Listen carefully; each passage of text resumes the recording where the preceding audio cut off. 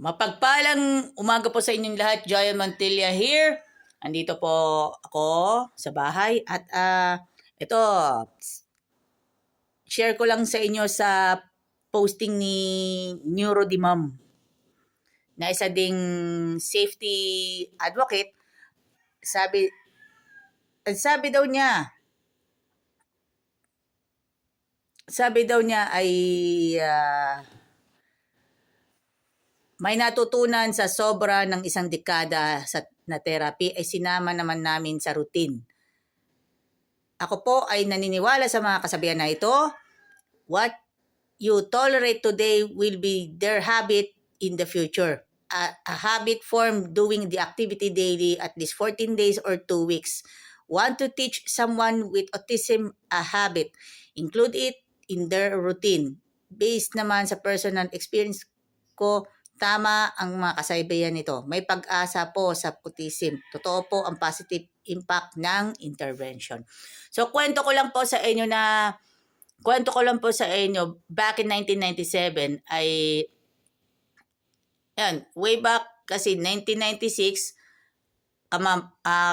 kamamatay lang po ng daddy ko noon at na-diagnose po ako ng may autism. Kaya in-enroll ako sa special school for 3 years. And of course, nakapag-aral po ako sa regular school. Kahit may autism is kailangan dadaan mo na sa grade 1. Ang kaso nga, isa sa asawa din ng isa kong pinsan na ngayon ay namaya pa siya noong 2011. Isa kong pinsan, asawa din ng pinsan ko. Hanggang ngayon buhay pa. Siya pa rin ang nag-reject sa akin. O syempre, sobrang sakit. Then, hindi ko yung palalampasin hanggat kailan. Hindi ko palalampasin yan. Tapos, nung ma-enroll ako sa Our Lady of Miraculous Middle School for 2 years. Dapat mag-grade 4 ako. Tapos, and then grade 5 hanggang grade 6 lang. Tapos nung first year to fourth year high school, ngayon katumbas ng grade 7 hanggang grade 10. At dapat ang pinag-isipan ng isa kong tita ay sa Lipa Adventist Academy at magdo-dorm ako. And sabi ng iba, wag na mag-dorm, mag-commute na lang. Sanay na ako mag-commute, di ba?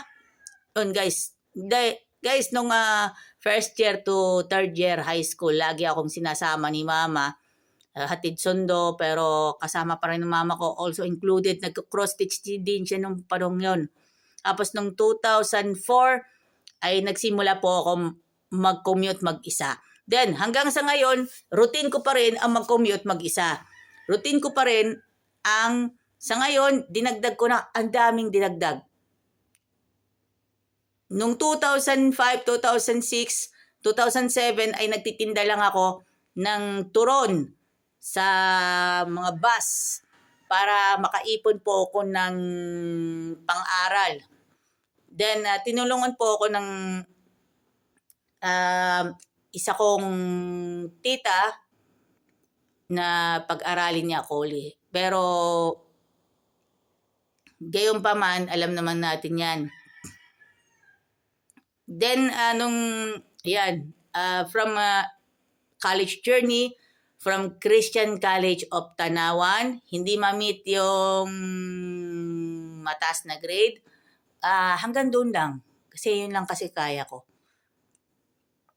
Imbes na hanggang 4 years ang course ko, hanggang 1 sem lang ako. Tapos nung second sem, dapat sana magpa-enroll ako. Kaso, hindi abot ang deadline. Dahil kahirapan din po at nagtitinda na lang ako ng turon ng mga panahon yon. Buhay pa si mama nun. Then, 2007 hanggang 2009, first sem ng 2007 hanggang first sem ng 2009 nasa Marcelino Fule Memorial College. Yan, doon ko lang nakilala ang SCLC Adventist Company na ngayon ay San Rafael SDA Church. Ngayon, and of course, pagpatuloy po natin ng Tapos aral pa rin ako, nakapag-transfer pa ako sa Capellan Institute of Technology. Buti na lang po, pinayagan po akong mag-enroll. Pero noong 2011 po, nakagraduate po ako ng Computer Secretarial and Management. After ng graduation, kailangan maghanap ng trabaho. Kaso nga lang hindi ako tinatanggap. Possibly, manglilimos. Manglilimos ako nung mga panahon yon. Yes, magkakalakal pa ako ng bote dyaryo nung mga panahon yon. 2015, nagkaroon ng pag-asa sa pagiging vendor. Ice candy! Every summer! Pagdating ng June ng taong 2015, sabi daw sa akin ng mga empleyado po, ng ibang empleyado po, mga naunang empleyado po ng Jackliner noong 2015. At isa na rin po si Kuya Emerjan Uynan de la Rosa Express. Okay, de la Rosa Transit po siya ngayon Emerjan Uynan de la Rosa Transit. At si Kuya Hubincho dumao ng Jackliner. Ang sabi po nila sa akin ay, Ice candy, it's over!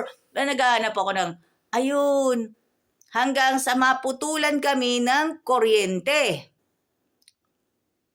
Tapos noong 2016, ibinalik po ang kuryente. Kung ano ba yung ginagamit namin noon? Nag-uuling kami. Tapos nakikipanood ako ng TV para manood ako ng Aldab. Pero wala magawa eh. Gusto ko diyan ako nag-umpisa. Jeepney Barker. Kaso 2.5 months lang akong itinagal sa pagiging Jeepney Barker. And nagbalik po ako na taong 2016. Jeepney Barker hanggang 2018. Then 2018 to 2020 ay tagawalis lang po ako sa De La Rosa Express. 2020 nagkaroon ng pandemic hanggang 2022. Then 2022 magsimula po ako, gusto ko magwalis ako ng bus. Parang ayaw nila sa akin. Nag-try sa Jackliner. Magwalis ng bus. Yun nga lang, every week lang ako. Kaya lang, ang sabi na sa akin ng isang master, gusto ko pa rin magwalis ng bus para may income ako. Sabi, may ibang pagkakataon naman. Yan, kaya balik na naman ako sa Jeepney Barker. Nagkapalay ako ng trabaho, pero alam mo na yon, sana tanggapin po ako ng work sa Jackliner kahit may batas po sa person with disability na may chance po sila makapag-work sa malalaking kumpanya. Especially, shoutout din po. Thank you very much po sa Jackliner. Pinagkatiwalaan ninyo ako. Pero pagdating po in the transport service, napakaganda ang transport service. Mas maganda ang kanilang program, including the P2P, including the book na. Siyempre, na-amaze ako sa Jackliner. So, maraming salamat po. Hanggang ngayon po, Jeepney Barker pa rin ako para kumita lang ako ng kakarampot para may neuro check-up po happen soon. And of course, may maintenance, tapos BCAA, whey protein, and creatine. Pinag-iipunan ko po yan. Thank you. God bless. Yahoo! Geng!